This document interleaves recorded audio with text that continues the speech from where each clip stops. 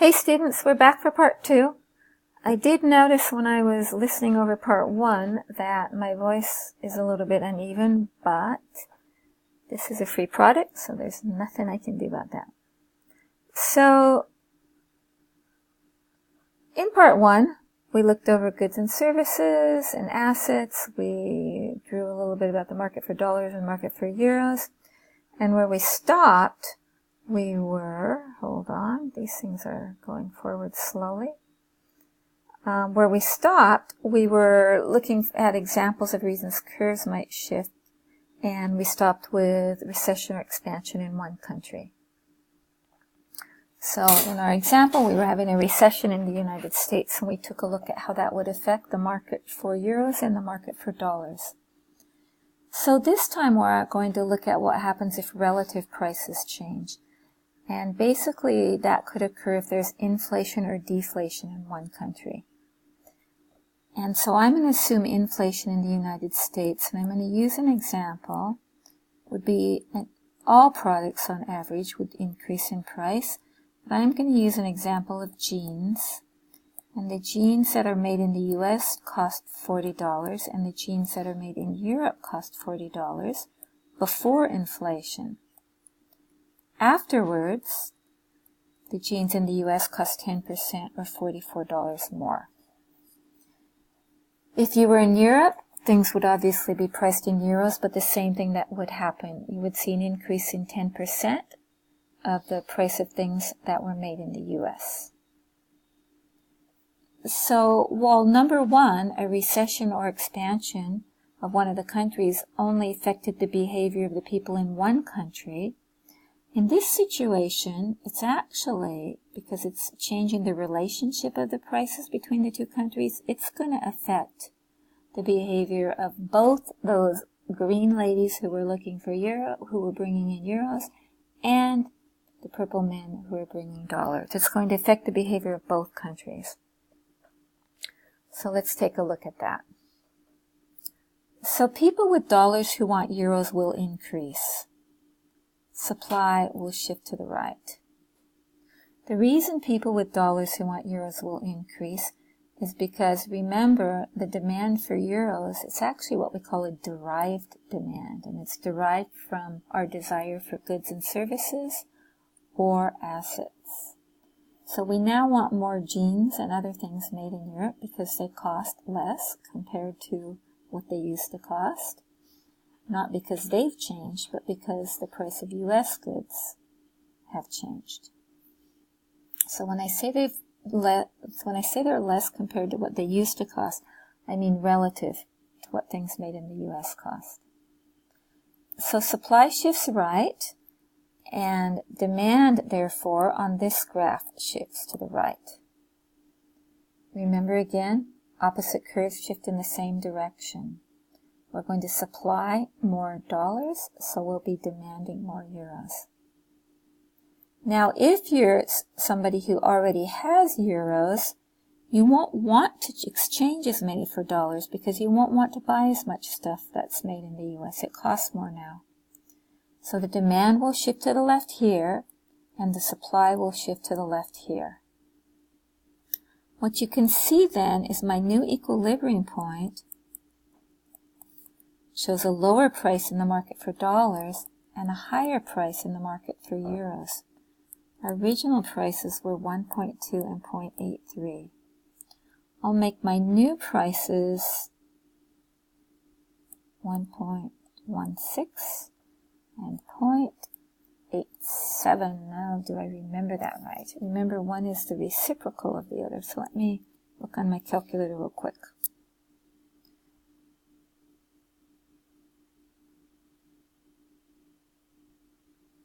No, this one should be 86. There we go. So you'll notice my quantity didn't change. That's because I shifted the demand and the supply curve by the exact same amounts. If I'd shifted one of them more or less, I could have changed the quantity as well. But when you consider the fact that the price changed and the quantity didn't, review the concepts of indeterminate and determinate changes when we shift both curves. So which currency appreciated and which currency depreciated? Well, if we look at the market for dollars, it used to cost 1.2 euros to buy a dollar, but now it only costs 1.16. So the euros are worth more. The euros appreciated. The euro appreciated. And if you look at the market for euros, remember this means dollars per euro, you can see that while it used to cost 83 cents to buy a euro, now it costs 86. So the dollar isn't worth as much. We're going to say that the dollar depreciated. And again, both curves shifted because the behavior of people in both countries changed. The last one we're going to look at is a change in interest rates. So a change in interest rates could affect goods and services or asset purchases, but the biggest effect in the exchange market is asset purchases. And the type of asset that's most affected are loans. And the way we loan money is to either buy a bond or buy a security. These terms are somewhat interchangeable. Security is almost always, well, these terms are interchangeable. And we can be buying bonds or securities from firms from another country or from governments from another country. We can also do that from firms and governments in our own country, but this is a foreign exchange market, so we're talking about other countries. So if the interest rates go up, we're going to want to loan more because the interest that we get when our loans get paid back will be higher, and so we'll have to make more money. So this one is also going to affect both countries. And it's also going to move the curves in the exact same way as this one. If I am somebody who has dollars that I might want to exchange to euros to loan money to a European firm or government, as the interest rate goes up, that's going to happen more. So the supply curve in the market for dollars will increase. I'll be supplying more dollars on the foreign exchange market because I'll be wanting to purchase euros. So supply in the market for dollars goes up, demand in the market for euros goes up. On the other hand, if I'm somebody from Europe, I will be pulling some of my money out of loans to the US and putting it now with Europe. So the demand for dollars will decrease and the supply of euros will decrease. Again, think back to those green women with purses, and any time that they were going to buy dollars, they paid for with euros. So we're going to buy less dollars, supply shifts less, supply shifts left. I'm going to supply less euros. Sorry, say that again. Demand shifts left here, and supply shifts left here.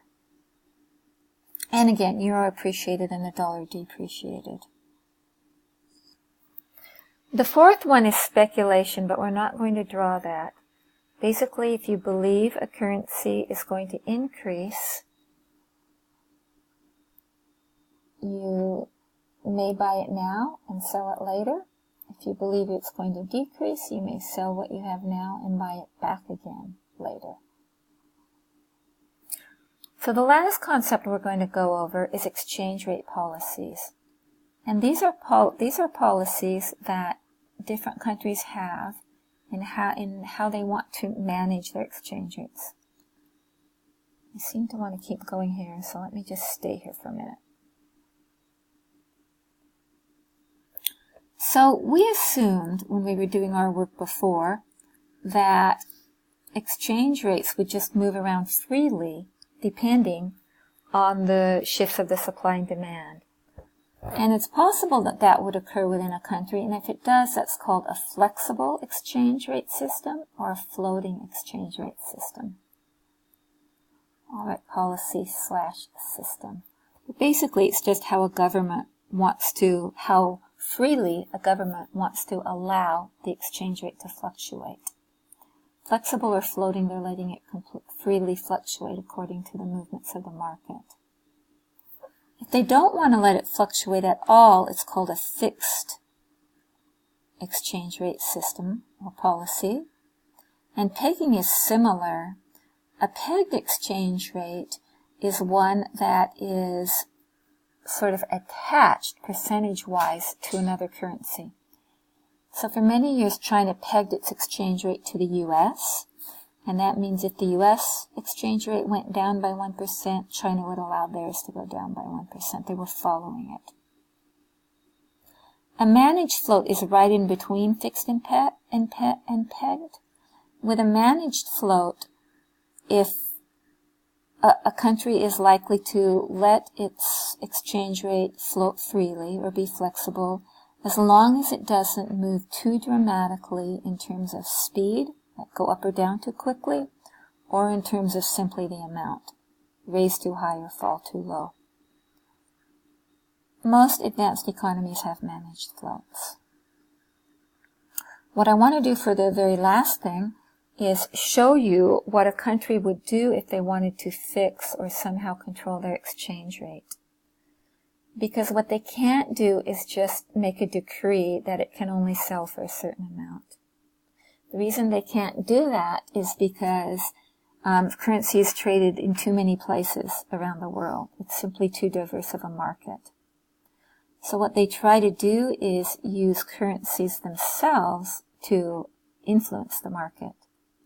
Central banks of most countries in the world have millions or billions of dollars of foreign currencies, as well as their own, to use for this purpose. So let's, for example, say that the exchange rate was 1.2 and we wanted it to be 1. We being the U.S. We've got two choices here. And remember that we cannot just demand it's 1. So we can either try to shift the supply curve out to the right, try to increase the supply, or we could try to decrease the demand. Now, increasing the supply is the easiest. The reason it's the easiest is because demand is made up of everyone with euros who wants dollars. So it's difficult to convince them to not want dollars or to want less dollars. But it's much easier of us for simply to supply more dollars because our central bank has, again, billions of dollars just for this purpose.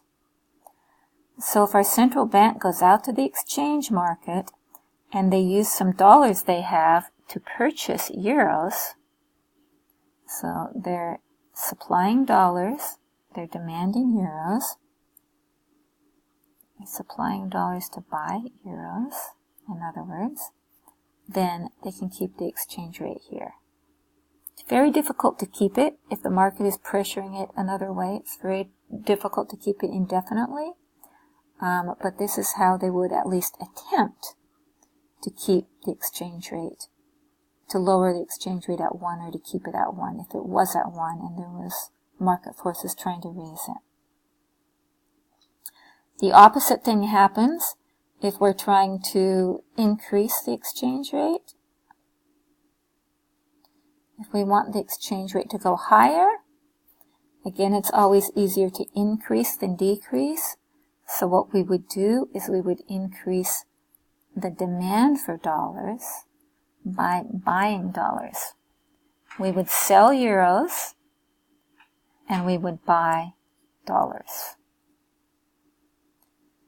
So I have slightly less than 30 seconds left, but I do believe we're done. Please contact me if you have any questions about any of this. Go over it as many times as you need to.